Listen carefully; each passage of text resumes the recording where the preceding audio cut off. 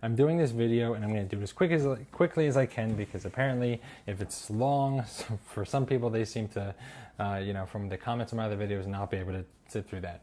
I apologize that I do end up repeating myself sometimes. For some reason it just happens that I do that whenever I start recording myself doing a video. I don't know what it is, but in this video I'll try not to. This video is not, I'm not doing this video to convince anybody of anything. You can stay in whatever camp you're in. If you're somebody that doesn't believe any wrongdoing was done to the RAV4, then fine, that's what you believe. If you're in the camp of that believes that there was multiple RAV4s used, or if you're in the camp that believes that essentially there was a parts RAV4 that was needed for parts, either for replacement parts on Teresa Halbach's RAV4 or the other way around. Maybe that was the vehicle that ended up at the dummy vehicle, or the second RAV4 is the one that ended up at the laboratory, and parts were moved from Teresa's and placed on the second RAV4.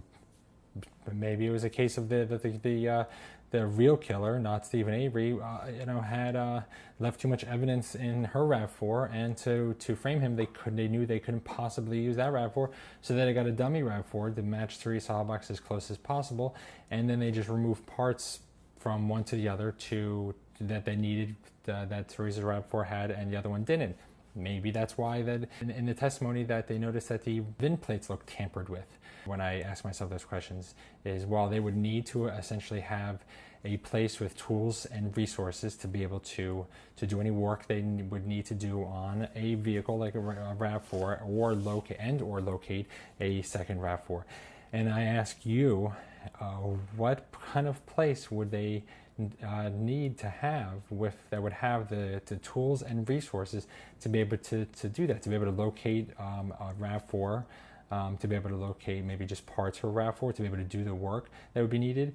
What kind of a place would they need to do that? Now, the screen right here I have of a maps, of directions in Google Maps, and this shows up here to the top right hand corner the salvage yard address, and this is the address to the crime lab that it had the RAV4 had gone to.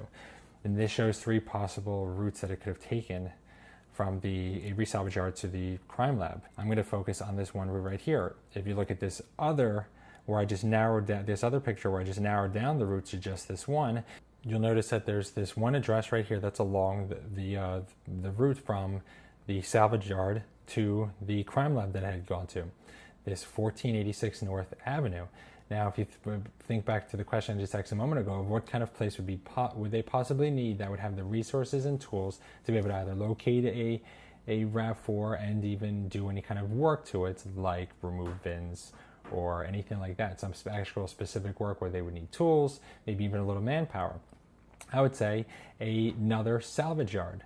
They would need another salvage yard to be able to do that work. Another salvage yard would be able to locate a second RAV4 if they need to. It would be the place that I would go to if I was going to try to locate a RAV4, a salvage yard. If I need parts for a car, unless I'm going to go find brand new parts, I'm going to go to a salvage yard.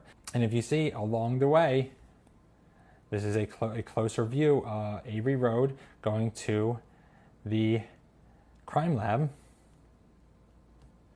So the coincidence said that it literally, if you left Avery Road and you took this route, it literally goes right past Cleveland Auto Salvage, which is Sheriff Robert Harbin's salvage yard. It's his salvage yard. The salvage yard that he owns, that's in his family, is literally along the route.